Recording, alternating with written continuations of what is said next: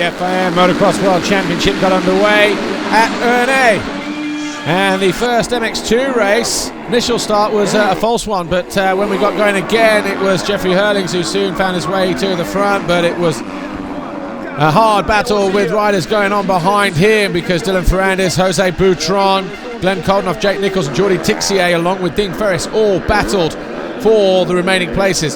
Jeffrey Herlings, of course, a big crash in qualifying, was riding injured to his ankle and wrist, but he was up there doing the business. Jordi Tixier found a way around the outside of Jake Nichols to find his way up into fourth place come the checkered flag, but Christophe Charlier and Tonkov, they collided in the closing stages of the moto. That forced Charlier down the order to ninth place. Meanwhile, Dylan Ferrandis was riding like a man possessed. He was there in second position. Koldenoff was third, Tixier fourth, Boutron was fifth, but the flag was a win for Herlings.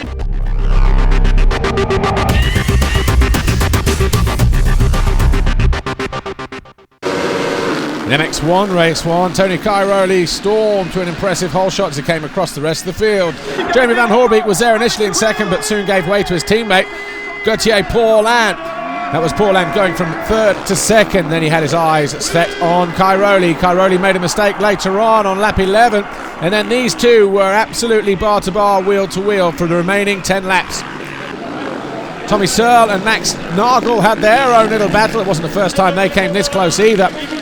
Tony Cairoli got closer than he needed to Gauthier Paulin, but the Frenchman stayed up, and this battle went all the way to the closing stages of the race. Dessau was lonely in third at the moment at this point of the race. Van Hoorbeek was fourth, De Dijker fifth, Philip Arts was in sixth, but the final lap, and Gauthier Paulin had done just enough to stay ahead of Antonio Cairoli, and the flag went out. It was a French win for Paulin.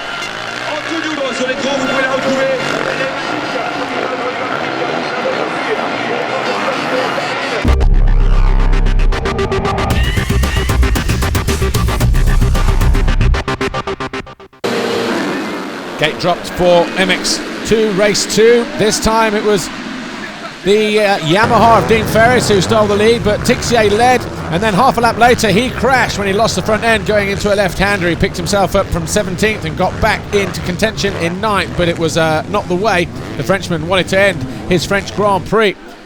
Meanwhile, Jake Nichols led and then was passed by Dylan Ferrandis. That lead changed on lap 5, but it wasn't long before Ferrandis him too would fall, losing the front end of the same turn. He picked himself up. The crowd weren't too happy about that, but he got back on the gas, picked himself up in third, fourth position, and went back after the riders ahead of him. Dean Ferris collided with a bank, allowed Charlier and Tonkov to go through. Ferris essentially came home in 6th. Jake Nichols then led again for another 3 laps, but this time Herlings was all over the back of him. Ferrandis was back into 3rd. A mistake coming out of the left-hander allowed Herlings to get the momentum and find a way around the outside of Jake Nichols. So we had a new leader on lap 9.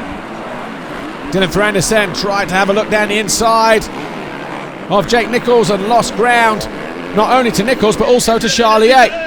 But eventually Ferrandis came back and found a way past Nichols and then went back after Herlings. Herlings was too far gone though. He won the race and the Grand Prix. Ferrandis came home second for second overall, and Charlier was 3rd and he finished 3rd overall. And that was your podium: Herlings, Ferrandis, Charlier here at Ernée. Of course, that's 8 wins in a row now for Jeffrey Herlings, and he continues to lead the World Championship as we head to Italy, round 9.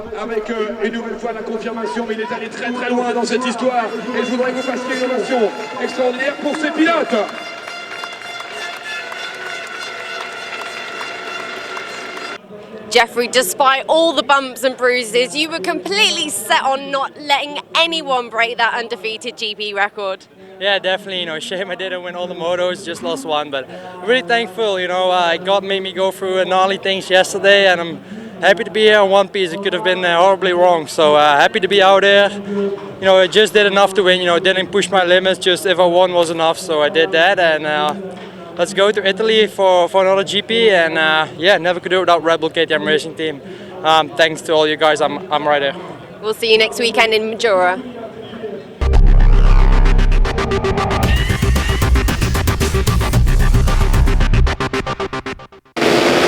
As the riders lined up for MX1 Race 2, we were all waiting in anticipation for a repeat of Moto number 1, but sadly it wasn't to be. Tony Cairoli took the whole shot and was never seen again. Behind him, Xavier Bourg, though, was giving the French fans something to cheer about as he started off in second. Tommy Searle was coming back from 6th and eventually found a way past Xavier Bourg to go 4th. And then Gauthier Paulin, who started in 7th this time around, also found a way, his fellow countryman, and he would also push inside the top 5. But he almost lost a leg going through one of the tricky left-hand turns.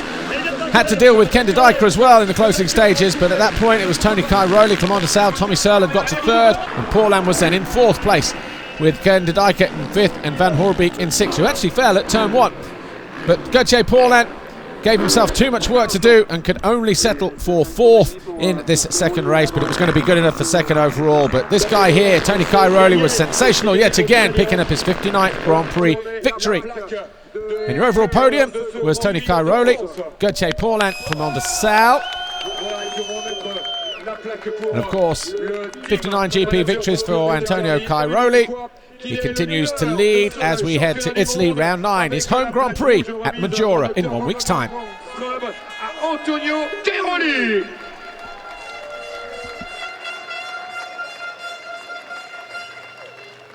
Tony, congratulations. You managed to hold on to that great start this time in the second race. Are you happy with your overall performance this weekend? Yeah, for sure, I'm very happy. You know, it's always nice when you win a GP, especially in France, the home of your main contender of the championship. So I'm happy, and this is a good motivation for next GP that is in Italy, and hopefully a lot of people come over for me and for the rest of the Italians, and it should be a nice race. Thanks to all my sponsors and to my family and everybody who supported me all the time. See you in Italy.